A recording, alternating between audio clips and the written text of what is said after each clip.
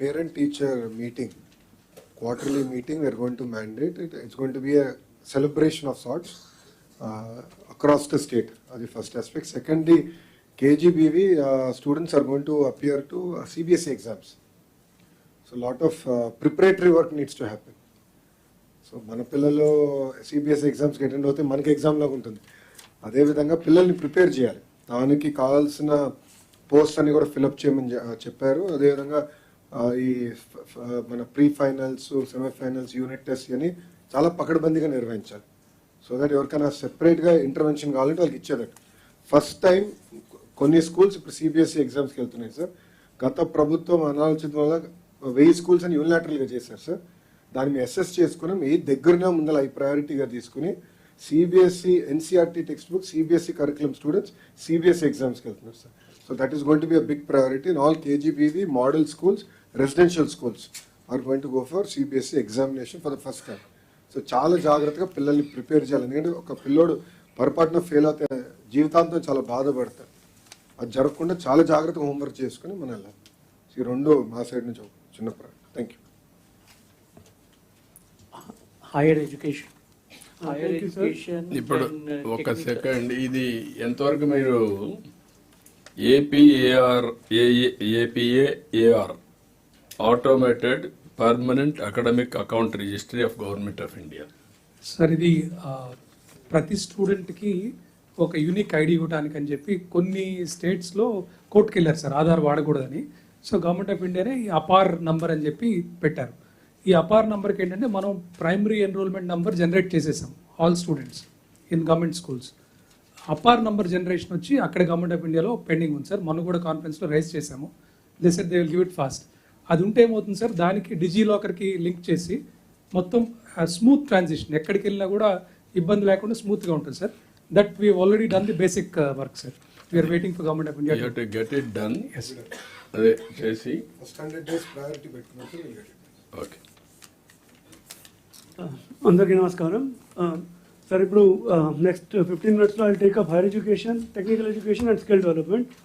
So collectors అందరికీ మనం ఏమిటి అంటే, జనరల్గా స్కూల్ ఎడ్యుకేషన్లో మీకు జిల్లా అధికారులు ఉంటారు, హైయర్ ఎడ్యుకేషన్లో జిల్లా అధికారులు అట్లా లేరు. So your interaction is not that regular.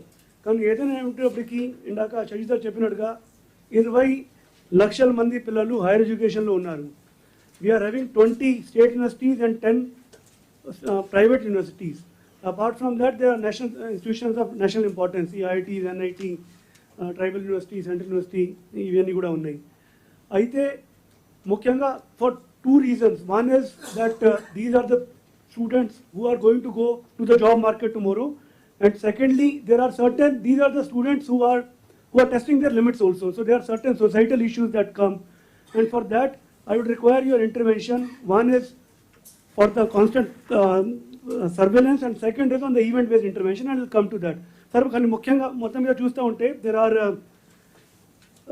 for example 2023లో 3,80,000 మంది పిల్లలు పాస్ అయితే సార్, ఇంటర్మీడియట్లో 3,68,000 మంది పిల్లలు అడ్మిట్ అయ్యారు సార్. దాంట్లో దాదాపుగా 1,20,000 మంది పిల్లలు ఇంజనీరింగ్ స్ట్రీమ్స్కి వెళ్ళారు. అంటే ఇంజనీరింగ్ ఎంపీసీ, ఇంజనీరింగ్ బైపీసీ అంటే ఫుడ్ టెక్నాలజీ, బయోటెక్నాలజీ అట్లాంటి వాటికి వెళ్ళారు.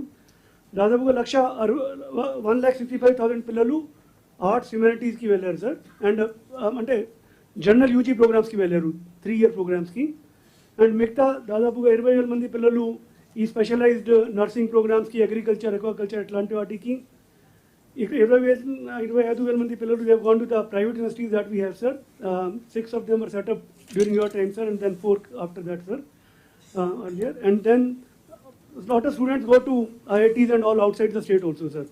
So atla we have around Andhra Pradesh that way does well that intermediate చేసిన తర్వాత దాదాపుగా పిల్లలు higher education కి వెళ్తా ఉన్నారు. It has another impact that we are shifting our unemployment at a higher level after that. ఎందుకంటే దాదాపుగా అందరూ స్కాలర్షిప్ కూడా వస్తూ ఉంటాయి కాబట్టి అందరూ వెళ్తూ ఉంటారని. ఈ year sir our admissions are going on as per schedule sir. We have entrance examination, EBSET examination. We have started the classes sir. Phase 1, phase 2 are over.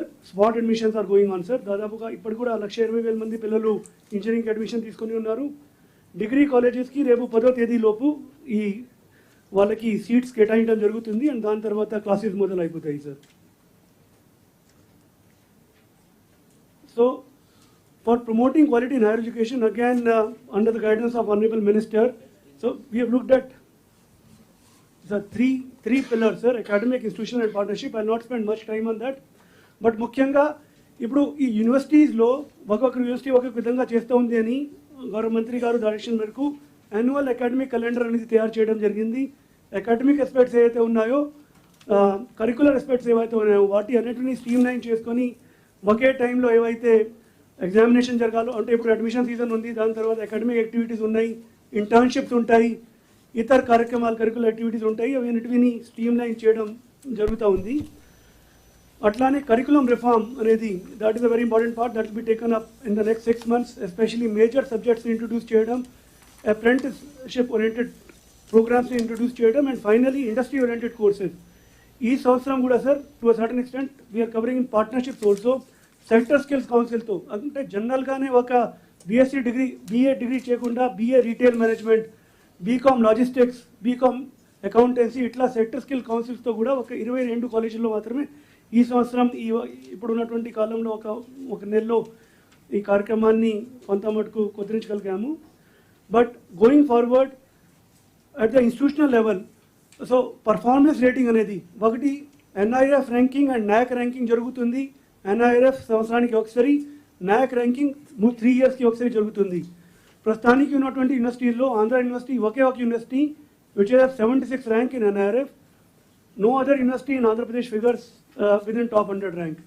Similarly, our 2 major engineering colleges also, JNTU Kakinada and JNTU Anantapur, both of them are actually below 150 in engineering. So there is a lot that needs to be done to come up to par and improve our institutions anamata. And then finally, partnerships that have to be built for apprenticeship. అంటే ఒక 3-year ప్రోగ్రాంలో 10 monthsకి internship ఉంటుంది. First ఇయర్లో 2 months community service, second ఇయర్లో 4 months, third ఇయర్లో 4 months.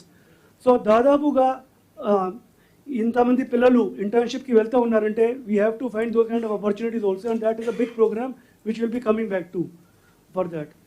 Apart from that sir, long term, medium టర్మ్లో ఇప్పుడు centres of excellence ఒక్కొక్క యూనివర్సిటీకి ఒక్కొక్క రికమెండ్ వంటి, ఇప్పుడు క్వాంటమ్ యూనివర్సిటీలో can be the hub and remaining become the spoke for that.